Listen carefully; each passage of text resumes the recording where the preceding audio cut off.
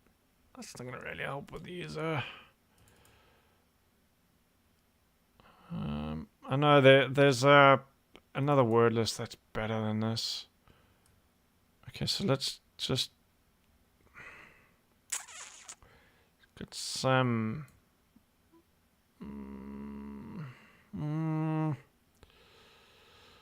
Just try that, Unix users. We'll see how that goes. All right, so off it goes. While that's doing that, I'm trying to remember I think it's sec list word list. Oh, there we go. We found something. Yay! Oh, we passed by capture. Okay, well, we passed capture bypass. That's the problem with the Pro. What we can do is it sec lists, word lists, sec lists, word lists? I think, yeah, this is the good one. So this has a whole bunch of word lists. I recommend cloning this. It does have, so Kali has some of this already in that word list directory, but this has just a whole bunch.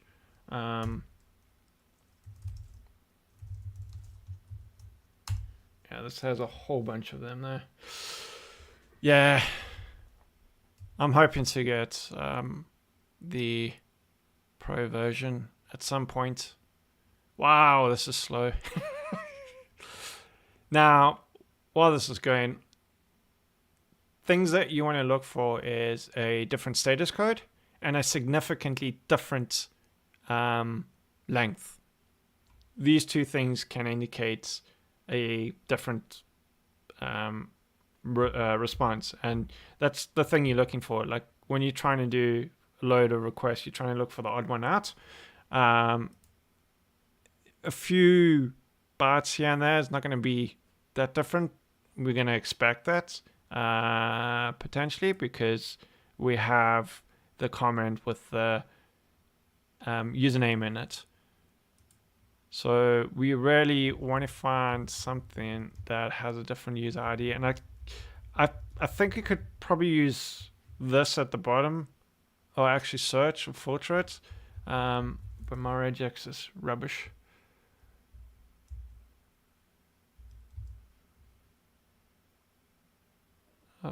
I don't think there's anything interesting. Yeah. And the problem with these, oh gosh, this is going to be forever with this. When you're doing brute forcing, I face this very on one CTF is your brute force is only going to be as good as your word list. So if you get the completely wrong word list, you just spend ages on it. I've spent like a week on and off because I just wasn't using the right word list. So just be aware of that. That's why trying different word lists and that will help. But in this case, it's just going to take forever with this version of Burp. If you had the Pro version, it would have gone like really quickly. But anyway, we managed to break capture, which is cool. So we could just like hammer it with different responses. Carry on for another 15 minutes and then we'll give it a break. Carry on another side. So that title about. Oh, did I? Oh, crumbs. Probably broke this with all these responses. I'm going to stop this because this is probably killing it.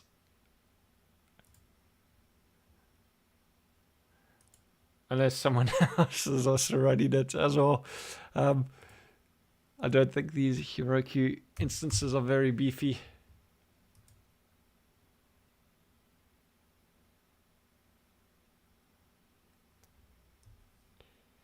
Yeah, like you could, good point, Atomic. Like as I said, you could write like Python, or you could use something like OWASP Zap, which could also work. There's actually a new proxy that I was also looking at. Oh, I forgot what it was called.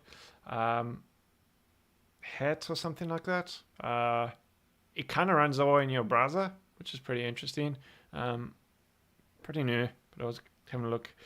But ultimately, hopefully get the Pro at some point. Why is this? Is this frozen?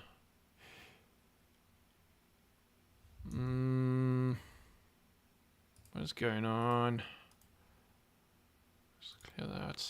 I just want to copy one of these. Copy URL. Let's clear history. Yes. Right. Ooh. Okay. Well, this is also interesting. There we go. So this is sometimes the joys of pen testing. You just sometimes randomly stumble over something. So we found a interesting vulnerability here where we can get all the feedback. Yeah, I was not expecting that. So this here just made a call to API feedbacks, and we got all the feedback. So now you can see this, which is interesting. Those are masked. So that won't be admin. Would it be ** add? No, it will be ADMR, and so that's probably admin a Juice Shop, Juice-shop. There's another user here. There's a user ID 1-3. Yeah, so this is actually pretty interesting. So we've got pretty useful information here. Certainly got a bunch of users that we could then now use going forward. I mean, there's... Oh, that was us. That's interesting. Well, that didn't actually return anything because we did call. I wonder if we had to do ****. Oh well. So that's interesting. So that's cool. I wonder if some of these other APIs would be interesting like that. Oh, that's the other thing I forgot to mention. That we didn't do. Oh, I broke the app. When you run in this, again, I think this is only on the Pro version of Burp Suite. Come here, right click. There's this engagement tools, and then you can go actually discover content, and this will go off and try to do directory brute forcing. There is Dirbuster, so you can use Dirbuster for this. So we'll try that as well. Should have done that first, because this is effectively when you start a pen test, you want to kind of gather information about it, see as much information you can before you start going into different things. The app is broken. Yeah, I think I killed it. I think I made it fall over.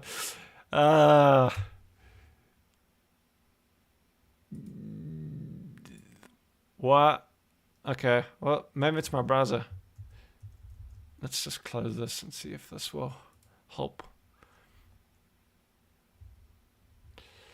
Open that.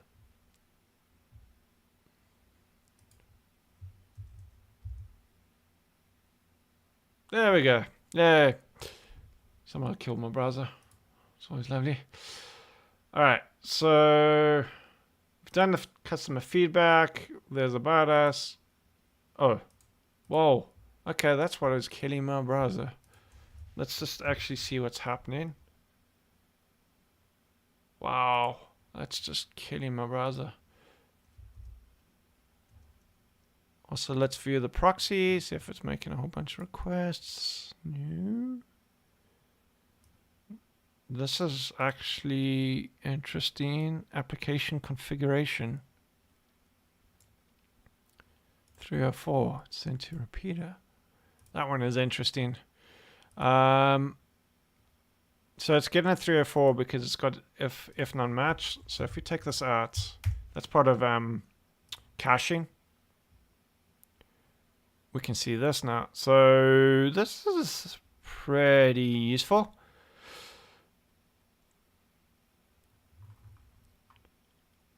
It's got a really good bunch of information here. So this looks like some sort of configuration for the app.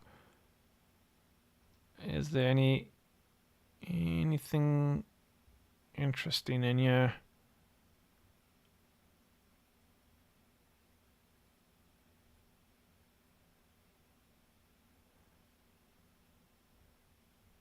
This could just be front end UI stuff. If that's the case, it's probably not all that interesting. Yeah.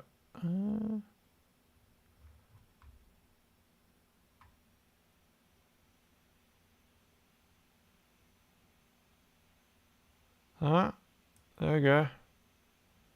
There's some interesting information there. And that one there as well. So it looks like there is some information in here. Wow. Let's close that.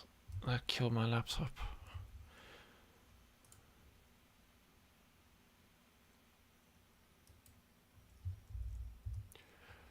Alright, it's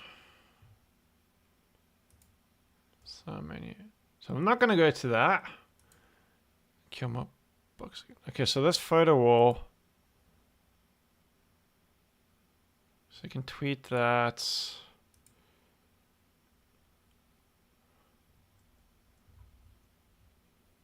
I'm going to leave that there because I want to see if there's anything interesting in this cookie stuff, because there could be interesting things there. Let's have a look at this photo wall.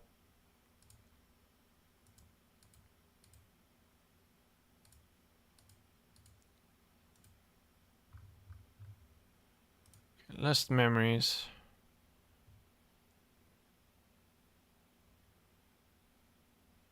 So we have this assets, public images, uploads. So let's see what happens when we make a call to that.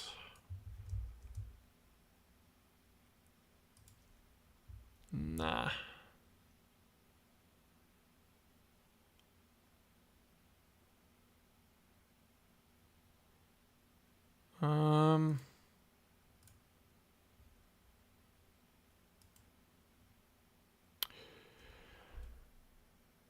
Copy image link. It's there. Right, so okay. Nothing that interesting there, and what's returned? 4.3, not modified. So get rid of that. Get rid of that. Get rid of the caching.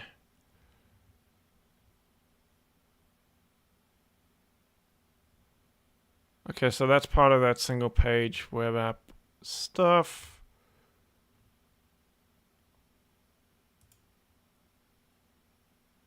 So nothing really interesting there. But let's see if there's anything else with these images.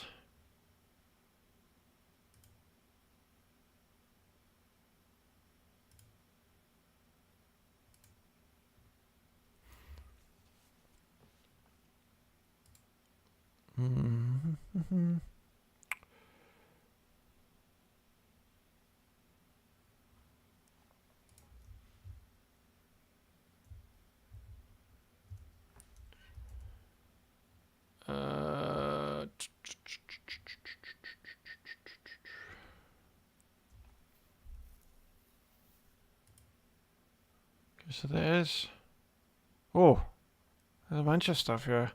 The nice thing with Burpee now, I can go to pretty and it prints it out nicely. Okay, so we've seen that.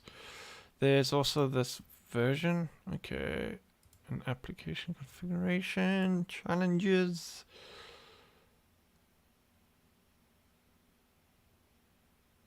Okay, so here we go. Code analysis. Scoreboard challenge. Try to find a reference clue behind the scenes.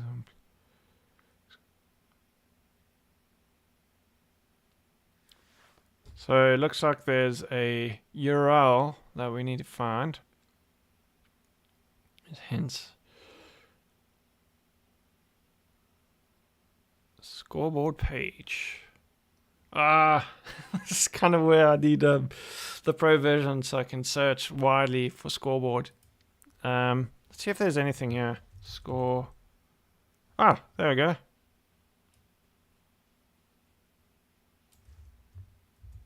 See if that works. Scoreboard. Hey!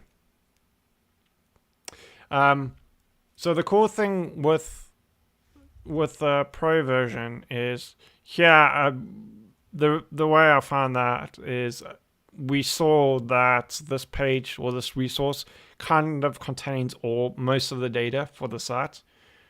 With single web page, as I mentioned, you have a single web page that loads the kind of foundational HTML stuff. So that's like your style sheet, your JavaScript. Then it makes basically an API call. So in this case, to this REST admin, and it pulls that data and then uses a JavaScript framework to then render all the content.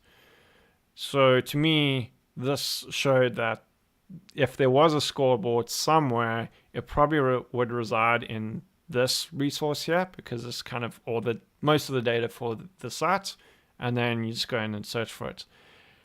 With a pro version, you would have had an easier time because you could just go in and search for score here, and it would try to find that for all the requests and responses, and it would have filtered it out. So you would have seen all the requests or responses that had the word score in it, and it would have been a lot easier to find.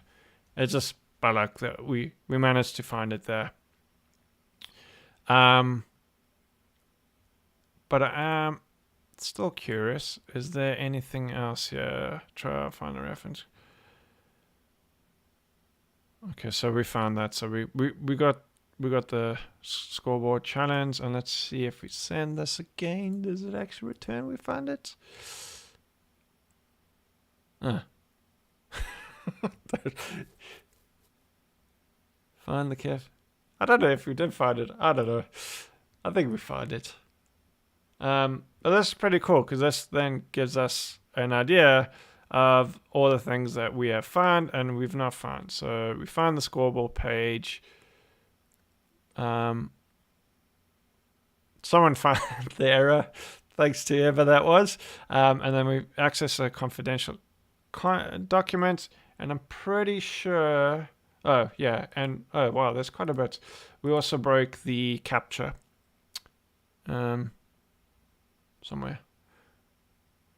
This one here. Why's it not going there? Oh, there. What was that? Wait.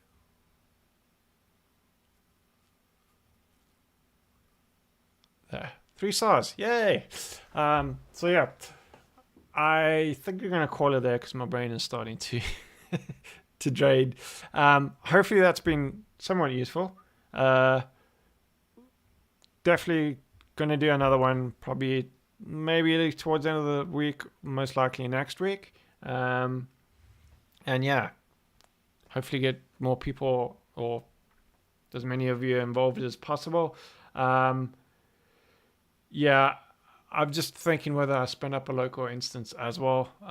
Just saves from the kind of iffiness of Heroku. I've noticed that, especially if you run scans and that, it kind of kills it a bit and causes it to slow down. So yeah, and I also try to do a bit of more research because as I said, I'm quite rusty, so I need to brush up on a few things as well. But hopefully those who watched this and attended found it somewhat useful, and thanks for watching. And yeah, I'll put something out as soon as I'm going to do the next one. Thanks all. Have a good one.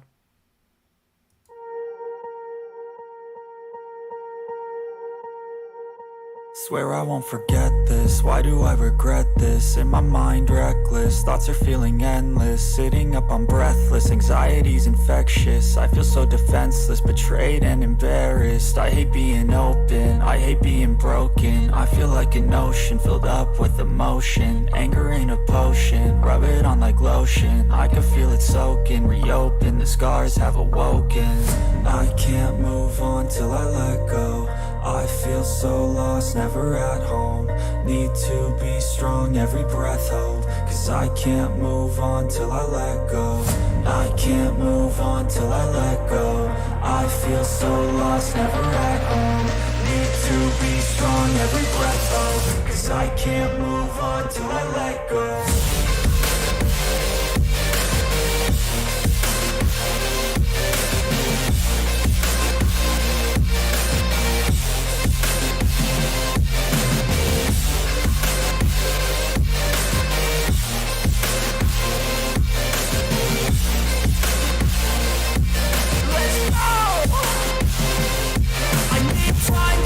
The pain makes it real, I don't wanna feel, I just wanna kill the bad thoughts and steal a good thought and feel. I'm just lost, I feel, I'm just lost, I feel. I need time to heal, I can't steer the wheel. Cause this drive it kills, and it gives me chills. A nice road it feels, I slip off the peel and crash all the steel. Will I ever heal? I can't move on till I let go. I feel so lost, never at home. Need to be strong, every breath hold. Cause I can't move on till I let go. I can't move on till I let go. I feel so lost, never at home. Need to be strong, every breath hold. Cause I can't move on till I let go.